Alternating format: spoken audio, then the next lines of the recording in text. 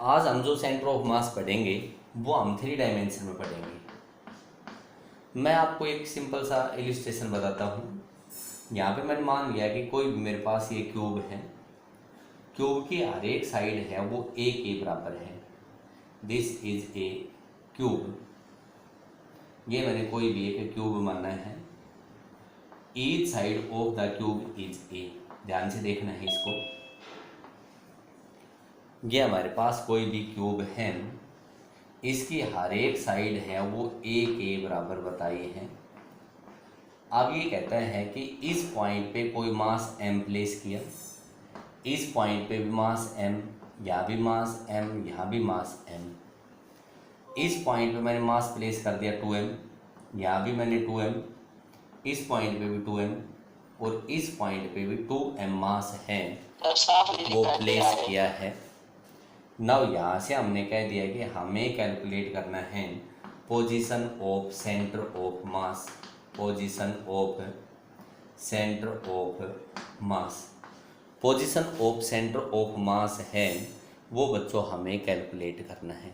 सबसे पहले हमने ये पढ़ा था कि जब भी हमारे पास RCOM आया था तो किसके बराबर आया था? M1R1 plus M2R2 plus up to हमने पढ़ा था MNRN upon M1 plus M2 plus up to so on up upon total mass आया था। कहने का मतलब ये था। अब यहाँ पे देखो ये मास हमारे पास कोई M1 कह सकता हूँ, ये M2, ये M3, M4, M5, M6, M7, M8 के बराबर होगा। मैंने ये बताया कि ये सारे के सारे मास हो गए आपके पास 8 मासेज हो गई। अब यहाँ पे हमने क्या बताया था कि भाई एक पॉइंट ओरिजिन मानना पड़ेगा। ये मान लिया कि ये हमारे पास x एक्सिस है, ये मैंने कह दिया ये y एक्सिस है और ये मैंने कह दिया आपके पास z एक्सिस है। जब ये सारी की सारी एक्सिस यहाँ मिल रही है तो ये मैंने कह दिया कि ओरिजिन है। सबसे पहले तो आपको कोऑर्डिनेट लिखने आने चाहिए। बताओ इस पॉइंट के कोऑर्डिनेट क्या होंगे? कौन सी एक्सिस पे बेटा? x एक्सिस पे। x पे हमने कह दिया कि x कोऑर्डिनेट तो होगा, y और z की वैल्यू कितनी होगी आपके पास? 0 के बराबर होगी। अब बताओ इस पॉइंट की कोऑर्डिनेट बताओ। ये x एक्सिस और ये z एक्सिस। बोलो ये पॉइंट है x z प्लेन में है, x z प्लेन में y तो है ही नहीं, तो ये a 0 a। बोलो राइट है या रॉन्ग है? क्या आप इस पॉइंट के मेरे को कोऑर्डिनेट बता सकते हो? चलो इससे पहले इस पॉइंट की कोऑर्डिनेट बताओ। कौन सी एक्सिस है ये? जेड एक्सिस है। जेड एक्सिस है तो 0 0 a के बराबर होंगे। इस पॉइंट की कोऑर्डिनेट बताओ। कौन सी एक्सिस है ये? y axis. 0 a 0। तो बेटा इस पॉइंट की कोऑर्डिनेट क्या होंगे? कौन से प्लेन में है ये? YZ में है। x 0 a a, right. इस पॉइंट के कोऑर्डिनेट देखो, ये y एक्सिस, ये x एक्सिस। बोलो क्या ये पॉइंट एक्स वाई प्लेन में है? एक्स वाई प्लेन में है, a और 0। और ये स्पेस में है, 3 डायमेंशन में है और 3 डायमेंशन में तो a के बराबर होगा। जब भी ऐसा कोई क्वेश्चन हो तो सबसे पहले आपको क्या लिखने हैं? आपके कोऑर्डिनेट लिखने हैं। अब देखियो, मैं ये कह दूँ ये मास M1, M2, M3, M4, M5, M6, M7 और M8। बेटा यहाँ पे XCOM निकालना हो तो आप क्या कहोगे कि M1x1 plus M2x2 plus up to आप क्या कहोगे कि M8x8 upon total mass M1 plus M2 plus M3 plus up to आप कहोगे M8। राइट और रॉन्ग? Yes sir. अब देखो यहाँ पे XCOM देखते हैं बेटा, ध्यान से देखोगे। M1M x coordinate 0 0 into something 0, मैंने लिख दिया 0 प्लस M2M x2 की value a MA plus M3M x3 की value a MA plus M4 की वैल्यू पे आओ M4M x4 0 0 into something 0 plus M5 देखो 2M x5 0 0 into something 0 x6 M6 पे आओ 2M इंटू x6 0 0 प्लस इस point पे आओ 2m इंटू ए प्लस m8 पे आओ 2m इंटू ए 2m इंटू ए upon m 4m 6m 8m 10m और कितना हो गया 12m के बराबर हो गया। यही आया बेटा, यहाँ से देखो m में प्लस m में 2m में 4m में 6m में और ये आया XCOM is equal to 6ma upon 12m 6 2 जा 12 और XCOM हमारे पास किसके बराबर आ गया a/2 के बराबर आ गया। किसी बच्चे को कोई डाउट है तो पूछे। YCOM निकाल लूं? अरे Y सेंटर ऑफ मास बोलो, शाबाश, सभी मिलके बोलेंगे। YCOM is equal to m1y1 m1 into 0 m into 0 0 हो गया। अगला बोलो m इंटू 0 0 y कोऑर्डिनेट 0 है, देखो ये। अगला बताओ m में,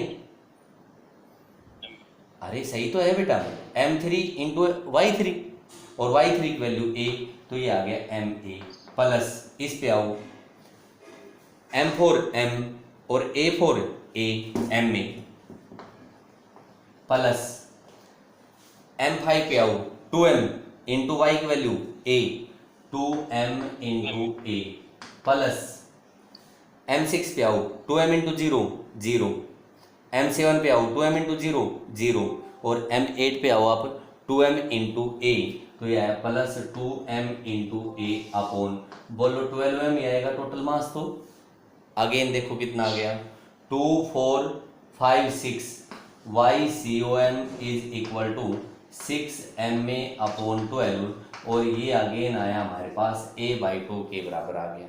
x सेंटर ऑफ मास आ गया, y सेंटर ऑफ मास आ गया, z कोऑर्डिनेट और निकालता हूँ, z centre of mass is equal to देखो m1 into z1 m into 0 0 m2 into z2 0 m3 into z3 0 m4 into z4 0 m5 2m into z5 a यह 2m into a plus m6 2m और z6 a 2m a plus m7 2m और z7 a 2m में plus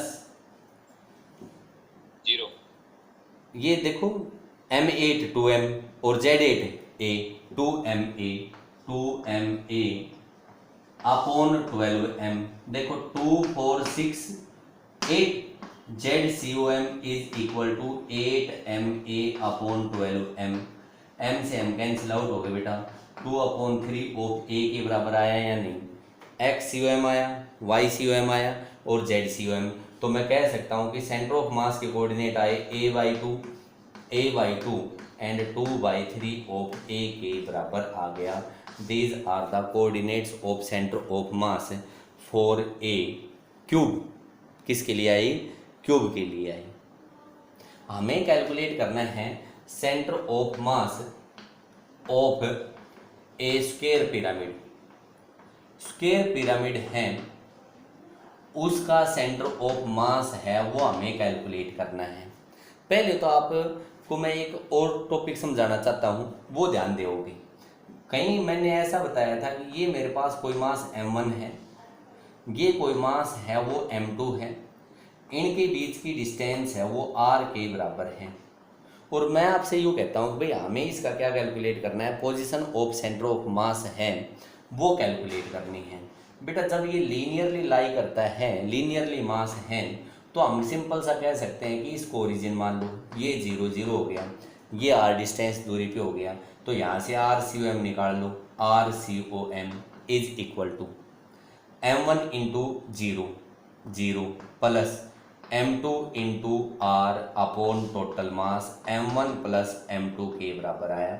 और RCOM हमारे पास आया m2r upon m1 plus m2। सही है, कोई दिक्कत वाली बात नहीं है, कोई कष्ट नहीं है, बिल्कुल सिंपल था। अब मैं आपको यूँ कह दूँ कि मान लिया कि इस पॉइंट पे सेंटर ऑफ मास है वो लाई करता है, ये पॉइंट है जो हमारे पास क्या है, आपके पास सेंटर ऑफ मास का पॉइंट है। मैंने मान लिया कि ये r1 डिस्टेंस दूरी पे है और ये हमारे पास r2 डिस्टेंस दूरी पे है। तो बच्चों यहाँ से जो ओरिजिन बनना है ना, ये RCOM आया है, ये R1 आया है, तो यहाँ से मैं कह सकता हूँ कि R1 आया वो किसके बराबर आया, M2R upon M1 plus M2 के बराबर आया। और जब ये R1 आया है तो अगर R2 कैलकुलेट करना हो तो बोलो सिंपली R माइनस R1 करोगे या नहीं? भाई यही तो है भाई, टोटल R है वो आपके पास R1 प्लस R2 है। इसका रिजल्ट याद रखना है बस आपको। R2 की वैल्यू मैं पूरी कैलकुलेट करके बता रहा हूँ, R माइनस R1 यही आएगा। और बच्चों यहाँ से मैं कह दूँ कि R2 is equal to R minus M2R upon M1 plus M2 यही आएगा। और R2 is equal to R into 1 minus M2 upon M1 plus M2। बोलो एलसीएम कितना आ गया, M1 plus M2 R2 is equal to R into M1 plus M2 minus M2 upon M1 plus M2। और बच्चों M2 से M2 cancel out हो गए और R2 की वैल्यू आई हमारे पास M2R अपॉन, सॉरी कहीं गलती है, M2 से M2 कटेगा, M1 into R upon M1 plus M2 के बराबर आई। सही है, सही है। और अगर एक चीज़ और देखो आप, मैं इसको M1 से मल्टीप्लाई कर दूँ और इसको M2 से मल्टीप्लाई कर दूँ, ध्यान से देखना, M1R1 is equal to M1 M2 into R upon M1 plus M2, सही है।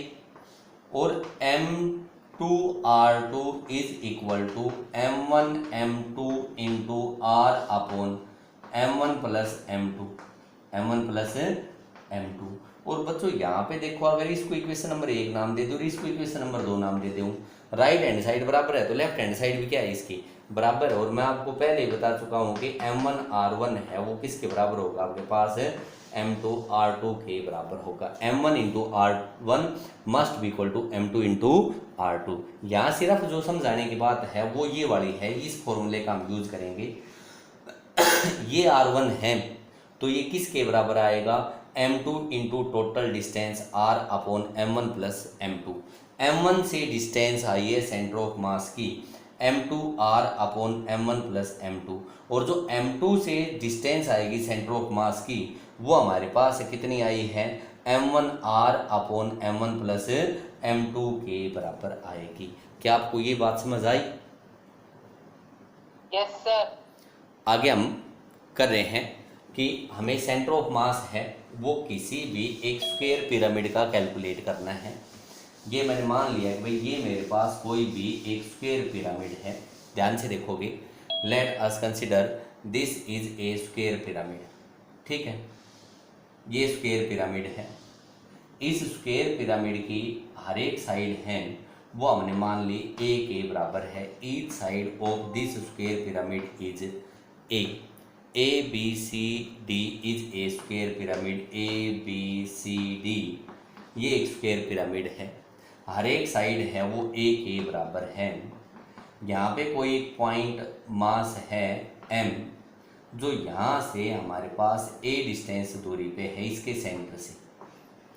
तब ये कहता है कि हमें position of centre of mass calculate करनी है।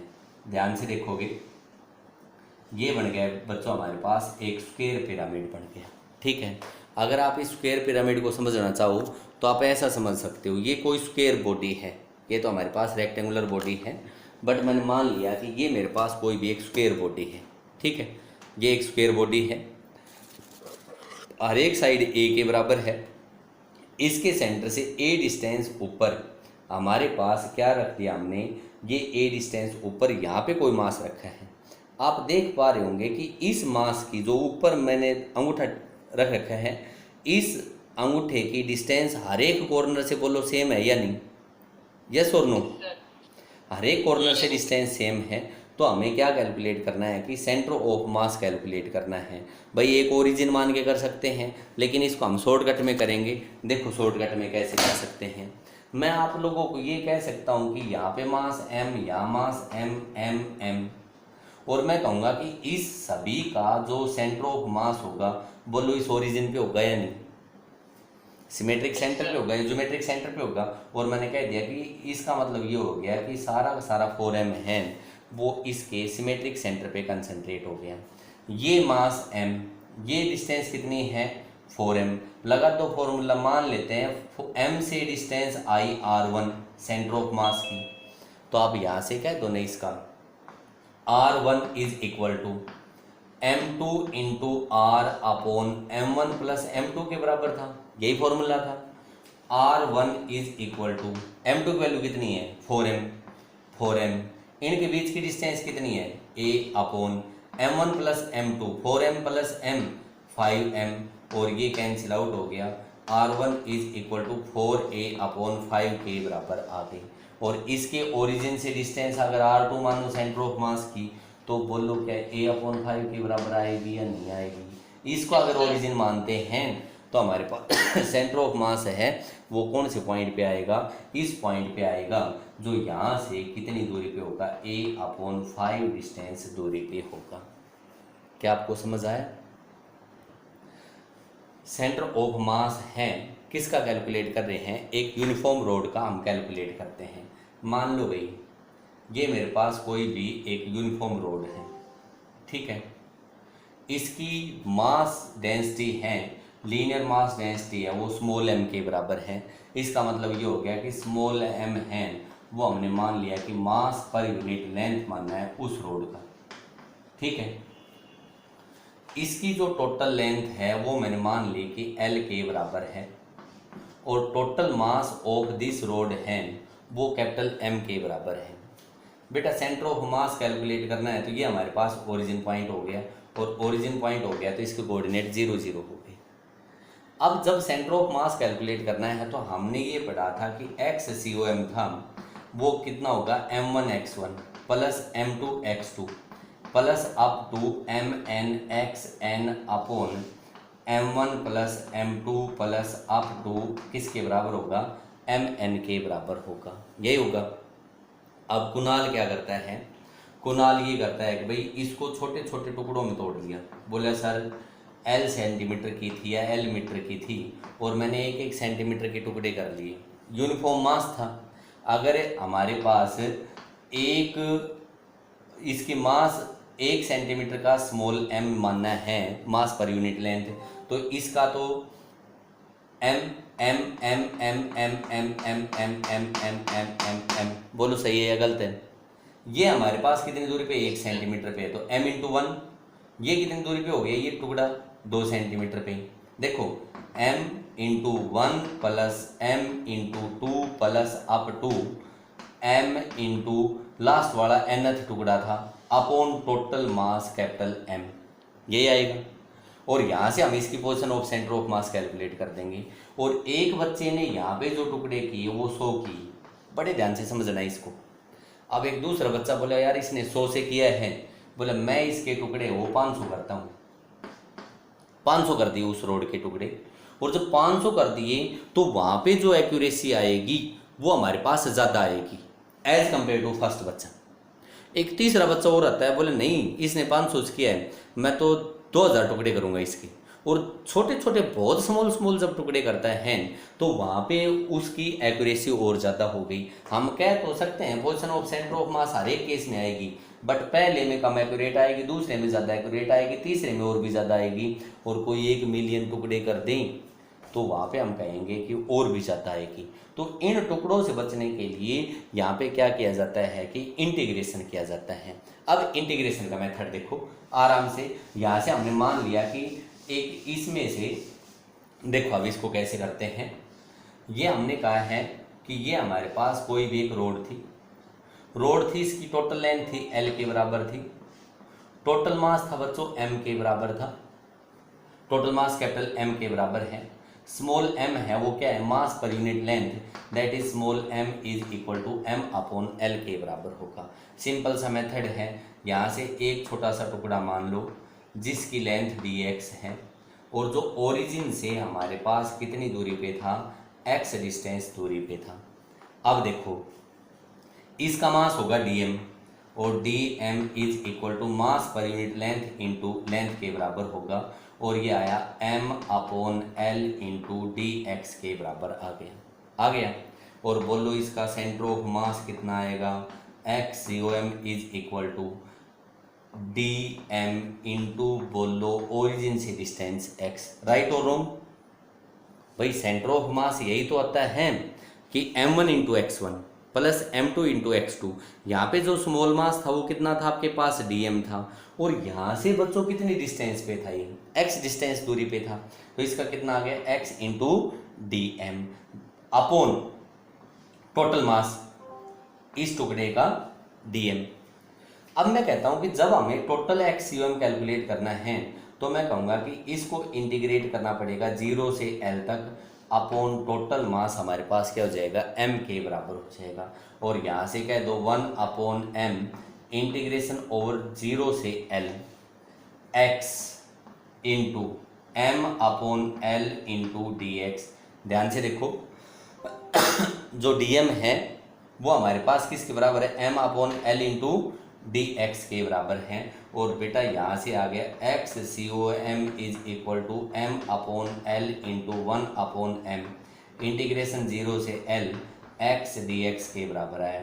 m से m कैंसिल आउट हो गया और ये आया x COM is equal to 1 upon l integration over 0 से l x dx का इंटीग्रेशन, अरे x का integration x square upon 2 integration, sorry यहाँ पे मैं एक स्टेप और लिखता हूँ 0 से l x dx।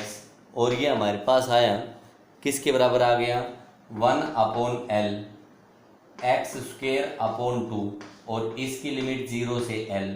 और बच्चों ये आया हमारे पास x COM is equal to 1 upon l l square upon 2 और l से l कैंसिल आउट हो गया, x COM आया हमारे पास l/2 के बराबर आ गया।